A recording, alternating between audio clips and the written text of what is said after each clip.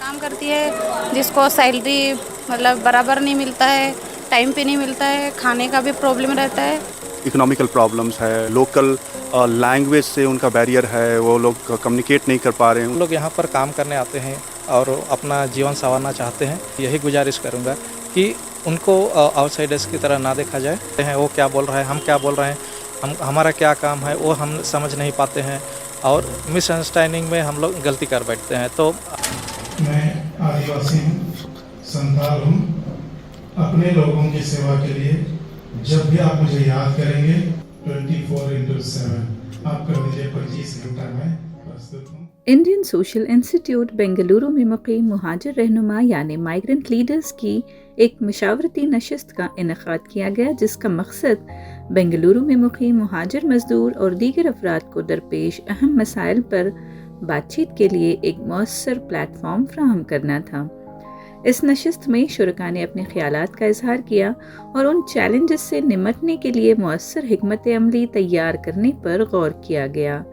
शुरका ने मुहाजिरीन के लिए सपोर्ट नेटवर्क को मजबूत बनाने की ज़रूरत पर बात की। काम करने का भी कुछ प्रॉब्लम नहीं है, पर ऐसे लड़की लोग मतलब काम करती है जिसको सैलरी मतलब बराबर नहीं मिलता है, टाइम पे नहीं मिलता है, खाने का भी प्रॉब्लम रहता है। और जैसे 1 साल हो गया तो मतलब सैलरी बढ़ाते नहीं है, जितना रहता है उतना ही देते हैं। और बोनस वगैरह भी मिलता है बेंगलोर में, तो 1 साल करने के बाद जितना सैलरी रहता है उतना बोनस भी रहता है, पर देते नहीं हैं हर जगह। मेरे लिए तो मतलब जहाँ पे मैं काम करती हूँ वहाँ पे सब मतलब ठीक है, पर किसी के आपके साथ आपके दोस्त हैं उनकी हाँ उन लोग को बहुत प्रॉब्लम रहता है। वही सैलरी के लिए जैसे संडे छुट्टी रहता है तो मतलब कोई मैडम लोग ऐसे रहती है कि धमका धमकू के मतलब काम कराती है। खाने पीने का भी प्रॉब्लम रहता है, किसी को बासी खाना मतलब 4 दिन पड़ा रहता है उसको भी मतलब देते हैं, तो मजबूरी में मतलब वो लोग कुछ बोल नहीं पाते हैं, लड़के लोग फिर उसी को खाते हैं, ऐसा होता है। झारखंड से ताल्लुक़ रखने वाले प्रोफेसर संजीव ने सिक्योरिटी, लेबर क़वानीन, सेहत और क़ानूनी मामलात समेत 8 अहम मसाइल को उजागर किया। उन्होंने इस बात पर रोशनी डाली कि हुकूमत और मुहाजिर बिरादरी मिलकर इन माइग्रेंट्स के हालात को बेहतर बनाने के लिए क्या कर सकते हैं, इस बात पर बात करना ज़रूरी है। ये इवेंट एक्चुअली है जो भी हमारा माइग्रेंट है, जो भी कर्नाटका में बाहर प्रदेश से आए हुए हैं, जैसे झारखंड है, खासकर आसाम है, मणिपुर है या यूपी, बिहार, जो भी है दूसरे स्टेट से यहाँ पर आए हुए हैं और वो यहाँ पर काम के लिए या किसी और वजह से जो यहाँ पर रह रहे हैं बहुत दिन से, उनके लिए जो भी समस्याएं हैं, उनका जो इश्यूज़ है, उनके बारे में बात करने के लिए हम लोग एकत्रित हुए थे यहाँ पे। तो क्या क्या प्रॉब्लम्स है, क्या क्या प्रॉब्लम्स बोले से इनके पास आज हमारे प्रॉब्लम तो बहुत सारे हैं, लेकिन हम इसको 8 टॉपिक्स में डिवाइड किए थे, जहाँ पर हम इनके सुरक्षा के बारे में, इनके लेबर लॉ के बारे में जानकारी देना था और क्या जस्टिस और लॉ है और उनको जो पता नहीं उनके बारे में बताना था। और कभी कभी इनको आने के बाद यहाँ पे जैसे बहुत सारे ऐसे केसेस होते हैं जो ये लोग समझ नहीं पाते, यहाँ के भाषा की बारे में हो या पुलिस रिलेटेड कुछ हो, इंक्वायरी हो या इंश्योरेंस की बात हो या कभी बीमार पड़ जाते हैं या गुड हेल्थ, और जहाँ तक बात करें उनके हाइजीन के बारे में, ये सारी चीज़ बारे में जहाँ तक गवर्नमेंट को कुछ करना चाहिए, गवर्नमेंट क्या कर सकती है, ये क्या कर सकते हैं। सो एक हम लिंक बनाना चाहते थे और इनको हम समझना चाहते थे कि किस तरह से हम इन लोगों को अच्छी तरह से समझा पाए। तो इस मुद्दे पे हम लोग सभी जितने भी माइग्रेंट लीडर्स लोग हैं पूरे बेंगलोर में भरे हैं, तो वहाँ से एक लीडर्स आए थे, तो 2 लोग आए थे, तो उस इश्यू को यहाँ पर ला कर रखे। तो यहाँ पे एक बात हुई कि चलो हम इसको किस तरह से एक सॉल्यूशन बनाएंगे और अपने लोगों को तक पहुँचाएंगे। आपको बैंगलोर आके कितने साल हुआ, क्या काम कर रहे हैं? करीबन मेरा 5 साल हो गया है और मैं अभी सिक्योरिटी फील्ड में हूँ और काफ़ी अच्छा है, सॉफ्टवेयर कंपनी में काम कर रही हूँ। So basically लैंग्वेज का कुछ इशू होता है आपको? हाँ, ये तो सबसे ज़्यादा इशू है यहाँ पे और एक अच्छी चीज़ें हैं कि वाइट फील्ड में ये क्लासेस दिया जा रहा है कि जो आउटसाइड से आ रहे हैं उनके लिए एक क्लासेस मतलब अरेंज कर रहे हैं, जो मंथली में शायद 4 बार ऐसा कुछ क्लासेस होगी। तो ये अच्छी बात है कि हमें कन्नड़ा सीखना चाहिए, क्योंकि यहाँ रह रहे हैं तो बेसिकली कन्नड़ा आनी चाहिए, पूरी नहीं लेकिन थोड़ी बहुत बेसिकली होनी चाहिए। तो ये हमारे लिए अच्छी बात है। आप कन्नड़ा कितना सीखे हैं? बहुत कम, मतलब समझ जाती हूँ। जैसे कुछ कोई पूछता है खाना खाया नहीं खाया, तो वो चीज़ें मैं आंसर कर सकती क्या हूँ। बोलते हैं? उठाई था, सो मैं ये इतना बोल सकती हूँ जो बेसिकली है। ऑर्गेनाइज़ किया गया वो मुझे बहुत अच्छा लगा, क्योंकि हमें यहाँ पे सपोर्ट मिल रहा है, खासकर हम बाहर से आए हुए हैं, तो हमारे लिए ऐसा कुछ था नहीं कि हम किसके पास जाके अपनी परेशानी बताएं। तो एक अच्छा प्लेटफॉर्म मिला हम लोगों को यहाँ पे कि हम अभी अपनी परेशानी को वहाँ जाके हम लोग शेयर कर सकते हैं, बोल सकते हैं, जहाँ से हमें सपोर्ट मिल सकता है। सो ये और जो प्रोग्राम अरेंज किया गया वो बहुत ही अच्छा था, मुझे तो बहुत अच्छा लगा। जैसे माइग्रेंट 1000 लोग हैं, हाँ, तो कोई किसी ने आके बोला है तकलीफ में कैसे प्रॉब्लम है? अभी तक तो फ़िलहाल नहीं, किसी ने आके बोला नहीं है, मतलब खासकर हम लोगों के सामने में। हाँ, अगर कोई जो बड़े हैं वो लोग अगर आके बोले होंगे तो वो मुझे पता नहीं, क्योंकि मैंने अभी रिसेंटली 1 ईयर्स अराउंड में मैंने ज्वाइन किया है। So how you feel?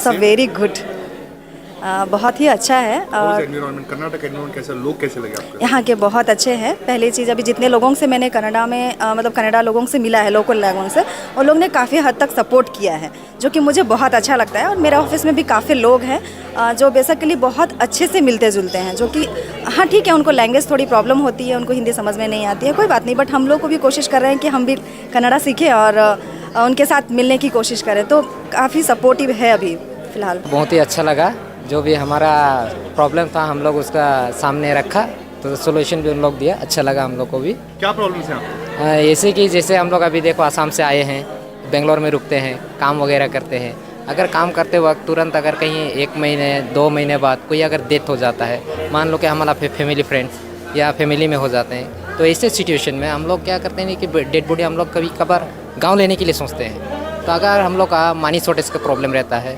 तो हम लोग को माइग्रेंस हम लोग का हेल्प करते हैं और बॉडी हम लोग घर पे ले जा सकते हैं। और अगर नहीं ले जा सकते हैं तो यहाँ दफन विधि के लिए जगह का कोई व्यवस्था कर देते हैं। तो आप सरकार से क्या निवेदन करना? आप बेसिकली क्या काम करते हैं? जी, मैं तो पेंटिंग का काम करता हूँ, बिल्डिंग पेंटिंग और मेटल पेंटिंग का। तो उसी का सरकार से यही अनुरोध है कि हम लोग जितना दूर देश से हम लोग कमाने के लिए आए हैं, तो बेंगलोर में हम लोग रुकते हैं, तो सभी हम एक फैमिली की तरह रुकना चाहते हैं। जो भी हमारा तकलीफ़ है वो भी हमारा राय सुने, ताकि हमारा जो भी प्रॉब्लम हो वो हमारा साथ दे। आपको कुछ लैंग्वेज की तकलीफ होती है कन्नड़? जी नहीं, आती है। नहीं, ಕನ್ನಡ ಲ್ಯಾಂಗ್ವೇಜ್ ಆಲ್ರೆಡಿ ಆತಾ है। ನಮಗೆ ಏನೂ ತೊಂದರೆ ಇಲ್ಲ, ನಮಗೆ ಇಲ್ಲಿ ಬೆಂಗಳೂರಲ್ಲಿ ಇರೋದು 10 ವರ್ಷ ಆಗಿದೆ, ನಮಗೆ ತುಂಬ ಖುಷಿ ಇದೆ ಬೆಂಗಳೂರಲ್ಲಿ। गवर्नमेंट से क्या डिमांड करना चाहते हैं? तकलीफ है, सब लोगों को तकलीफ है, माइग्रेंट वर्कर्स को तकलीफ है, यहाँ भाषा की प्रॉब्लम है, फाइनेंशियल प्रॉब्लम है, सरकार से क्या निवेदन है? हम सरकार से यही निवेदन करेंगे कि जो भी माइग्रेंट वर्कर यहाँ पर आते हैं उनका ज़रा वो लोग, बहुत सारे लोग अनएजुकेटेड हैं, उनको पता नहीं है कहाँ पर आए, कहाँ पर अकोमोडेशन उनको मिलेगी। तो बेसिकली वो लोग यहाँ पर काम करने आते हैं और अपना जीवन संवारना चाहते हैं, अपने जीवन में आगे बढ़ना चाहते हैं। तो मैं यहाँ के लोकल गवर्नमेंट से यही गुजारिश करूँगा कि उनको आउटसाइडर्स की तरह ना देखा जाए। ये यहाँ part and parcel of Bangalore हैं, यहाँ पर हम कर्नाटका के डेवलपमेंट के लिए काम करते हैं और बहुत सारा ऐसे चीज़ें हैं जहाँ पर हम कंट्रीब्यूट करते हैं। हम आते हैं जी यहाँ पर काम करने के लिए और अपने परिवार को संभालने के लिए, लेकिन यहाँ का लेबर फोर्स जो भी काम रहता है, हम लोग यहाँ पर सभी मिलजुल के काम करते हैं, सभी फील्ड में करते हैं। लेबर से लेके हम लोग यहाँ पर आईटी से लेके एजुकेशन सिस्टम सभी में काम करते हैं। तो उनको आउटसाइडर्स की तरह ना देखा जाए, उनको कुछ भी प्रॉब्लम हो तो सरकार आ गया उनका हेल्प करें, हम लोग यही गुजारिश करते हैं। सर, लैंग्वेज प्रॉब्लम हो रहा है क्या सर? क्या सॉल्यूशंस क्या उठा रहे हैं? बिकॉज यहाँ तो बहुत से कन्नड़ा बात करते हैं। हाँ, तो आज अभी उसके लिए लैंग्वेज के लिए हम लोग ने जगह जगह पे जहाँ पर उन लोग जमा होते हैं तो उनको हम लोग हिदायत देते हैं कि आप लैंग्वेज सीखें। आप जब तक लैंग्वेज नहीं सीखते हैं तब तक आप यहाँ कनेक्ट नहीं हो पाएंगे।